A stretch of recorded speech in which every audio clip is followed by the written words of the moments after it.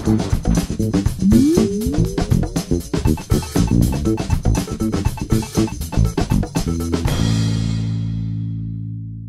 everybody to the YS Podcast. My name is Adam McLean, and I don't know about you, but I got a little bit of a bellyache right now. I ate a hot dog for lunch and it was wrapped in bacon and covered in good...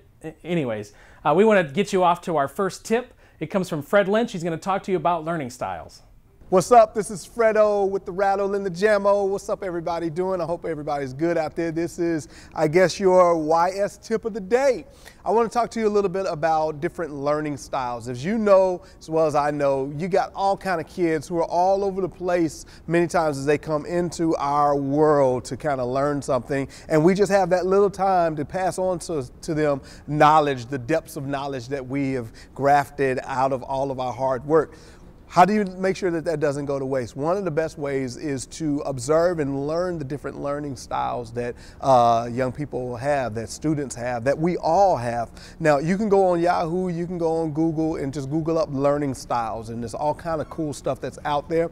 What I've interpreted is kind of 9 basic learning styles a lot of people talk about. I've interpreted my own personal recipe and style of learning, style of learning styles. Guess that's what you want to call it. My own recipe of learning styles is I kind of bring out to 3 different big categories. One of them is what I like to call the impressive learner. This is, they learn by impressions. So this is visual. This is the person that even is mathematical. They see things and they like to figure out, it leaves an impression on them. So graphic, using a lot of graphics for the impressive learner, and the person that bends or corresponds to impressive intelligence is really good. And then there's the intuitive intelligence or the intuitive learner. This is the person that likes to listen. This is also the person that likes to read and to think things through. I got a son who's very intuitive. He won't tell you what he's thinking until he's kind of figured out most of it,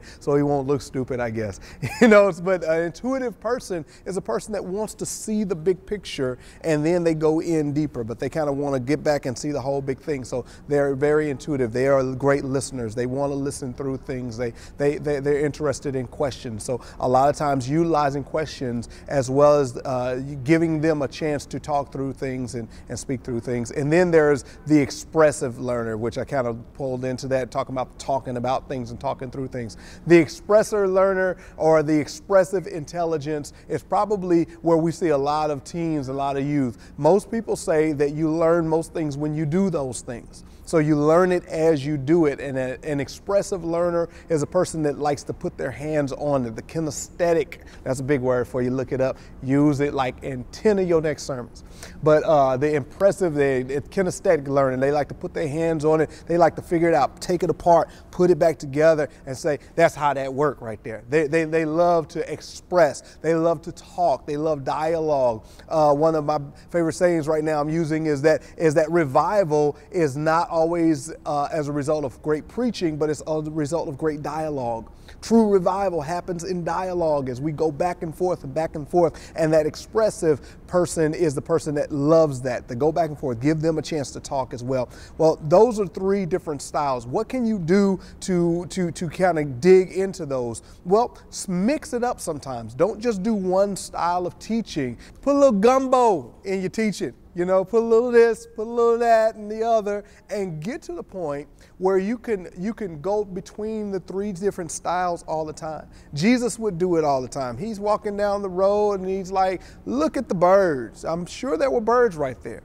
I don't think it was just this intuitive style that he was using. I'm pretty sure it was some kinesthetic people that saw birds right there eating some stuff, and he was like, look at them birds. See how they don't have to worry about God. Look how God feeds them. He probably pointed over to some flowers and said, look at those flowers. Look how beautiful that is. And God clothes them. It's here today and it's gone tomorrow. He's walking down the grapevine talking about, I am the true vine. He's walking in this vineyard. He often used different stuff that he was around, but then he would go off and just use all these great stories where you kind of had to become intuitive and think about it. But then he would come off and he would use an illustration, tell Peter to go fishing. And it's just all different styles.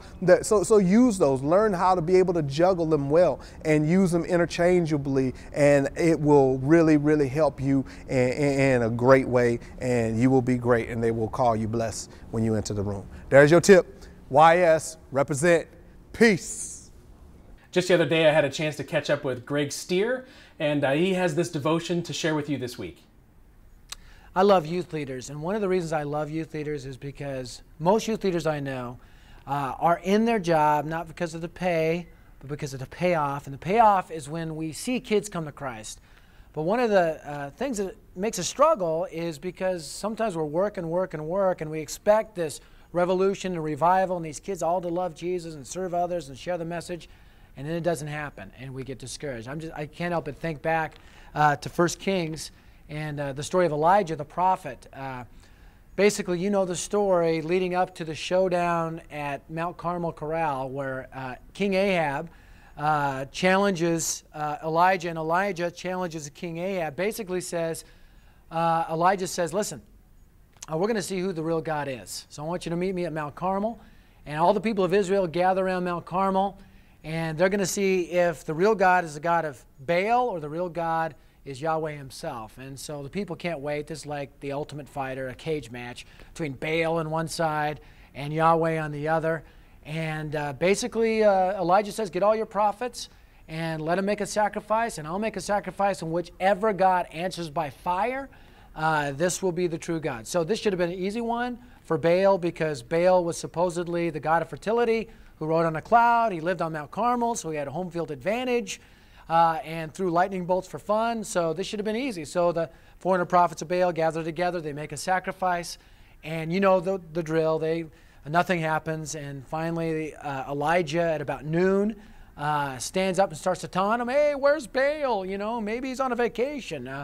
Maybe he's taking a rest. Literally in the Hebrew, it means, you know, maybe he's on the toilet having a Baal movement. And people, you know, I'm sure were cheering, and the prophets of Baal got frustrated, so they cut themselves to see if that would incur a lightning bolt from Baal to prove that he was a true God. Nothing happens. Time of the evening sacrifice, 3 o'clock. Elijah gets up, rebuilds the altar of the Lord, lays out the wood, sacrifices a bull on the altar, douses it with water again and again and again, calls out 60 words, calls out to God, and boom, that lightning bolt comes down and devours the bull and the wood and the rock and licks up all the water. And all the people are watching, and they're like, oh, the Lord, he is God. We meant it all the time. The Lord, he's the real one. We're with Yahweh. We're with you.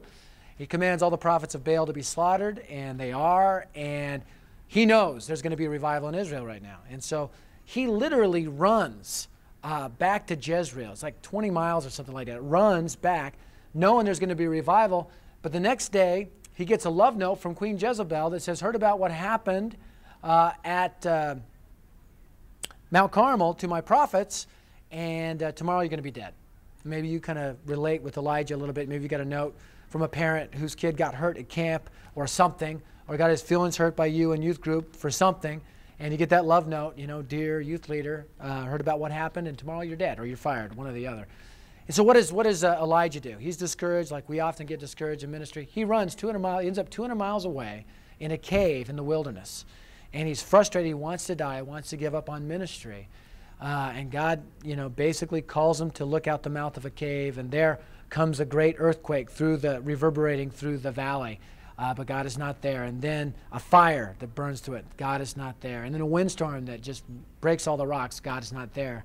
And then a gentle whisper, and God is there. Pulls a cloak, pulls his mantle over his head because he knows God's there. What's the lesson for youth leaders? The lesson is this. We can get frustrated in youth ministry. We get frustrated because we expect revival and results, and we don't always see it. We look to the earthquake and the firestorm and the windstorm, and we think, hey, that big conference or that program or that whatever, that magic curriculum is going to produce transformation. That camp that we did is going to produce transformation. And when it doesn't, we get discouraged, we feel like running into the wilderness. But listen, we don't want to look to the earthquake of events. We don't want to look to the firestorm of a meeting. We don't want to look to the windstorm or the earthquake, windstorm, you get the idea, of a magic curriculum. We look to the gentle whisper. What is this encouragement to you? The encouragement is get up in the morning, read this word, pray, listen to God, listen to what He's got to say, pour out your heart, get strengthened in the inner part of your soul, because it's His strength and His word and His wisdom that's going to give the courage and the strength you need to carry on. And if God brings revival, that's great. If not, you'll be found faithful to serve the Lord Jesus Christ. Hope that encourages you. Hey, thanks for watching the podcast this week. I want to invite you to connect with me. You can send me an email to adam@youthspecialties.com, or also you can look me up on Facebook or MySpace or Twitter or any other social network that you use. As always, we want to remind you that what you do matters. It matters to the kids in your youth group, it matters to their parents, but most importantly, it matters to the heart of God. So thank you for what you do. We love you, and we'll see you next week.